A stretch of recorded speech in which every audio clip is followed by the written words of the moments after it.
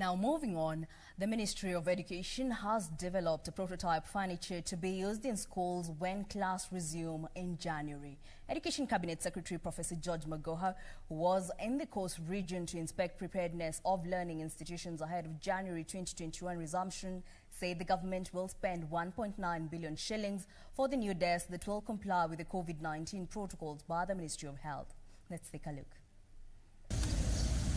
According to the ministry, the desks will be locally assembled by artisans in the counties and should be ready ahead of January 2021 reopening of schools. My ministry and the Ministry of Interior is working together as we speak.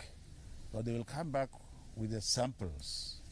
The samples for Mombasa will be brought back by the county commissioner.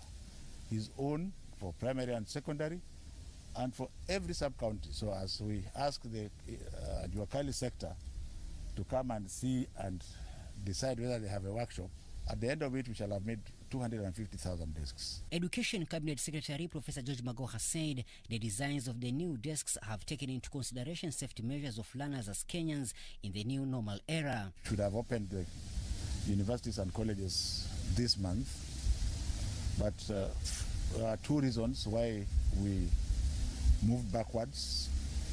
One was because the leadership in those institutions had not taken seriously what we wanted them to do.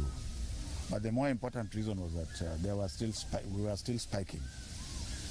As you are aware now, today is about the 4th or 5th day when the virus has been consistently below 5%.